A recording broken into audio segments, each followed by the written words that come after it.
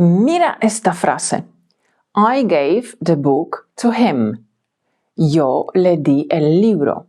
Aquí le funciona perfecto. Pero ahora queremos acortar. I gave it to him.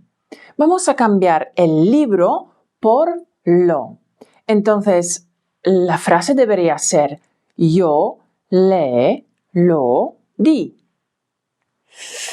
Uf, esto suena fatal. Es casi un trabalenguas.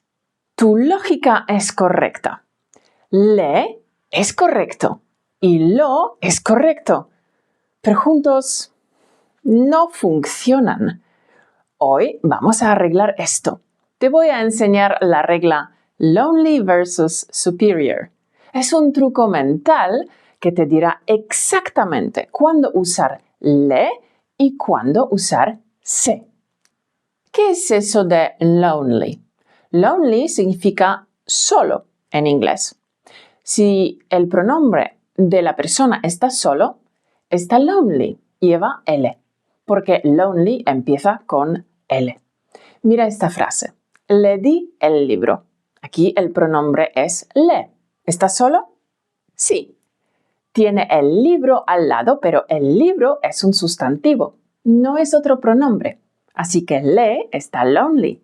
Y como está lonely, se queda con la letra L. Pero ahora, ¿qué pasa si cambiamos el libro por lo? Ahora tenemos dos pronombres juntos. Le más lo.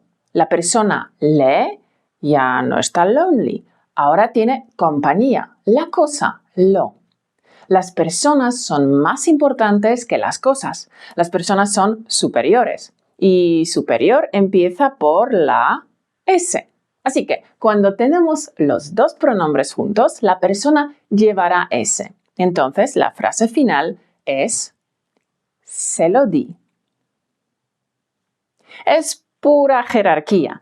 Si la persona está sola, lonely, le. Si la persona está con una cosa, superior, se. Vamos a probarlo con 3 ejemplos rápidos para ver si tu cerebro ya ha hecho el clic. Primera frase. Le compré el coche. Aquí tenemos a él, le y el coche, sustantivo. ¿La persona está sola o con otro pronombre? Sola. Entonces está lonely, que empieza por L. Se queda en le. Segunda frase. I bought it to him. Hemos cambiado el coche por lo. ¿La persona está sola o con otro pronombre? Tenemos dos pronombres, persona y cosa. La persona es superior, que empieza por S. Se convierte en se. Entonces, se lo compré. Última, ten cuidado. I gave the money to them. A ellos. A ellos es les. El dinero es lo. Juntamos les más lo. ¿La persona está sola o con otro pronombre? Tenemos dos pronombres, persona y cosa. La persona es superior, que empieza por S. Se convierte en se. Resultado, se lo di. Bueno, ¿qué? ¿Qué tal el truco? Si tu cerebro acaba de iluminarse como un árbol de Navidad con esta regla, escribe árbol en los comentarios. Quiero ver cuántas bombillas se han encendido hoy en clase. Para que no se te olvide, si el pronombre de persona está lonely, empieza por L, le. Si tenemos pronombre de persona y de cosa, la persona es superior y empieza por S, se. Mira estos casos de transformación. Le dije a él, persona, un mensaje, cosa. Se convierte en se lo dije. Le di a ella, persona, unos libros, cosas. Se convierte en se los di. Le compré a él, persona, una bici, cosa. Se convierte en se la compré.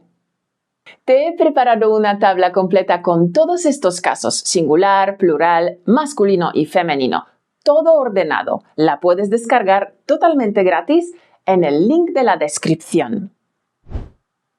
Hoy te he dado un truco mental. Estos trucos son muy útiles como muletas cuando tienes dudas puntuales, pero el objetivo final no es usar muletas.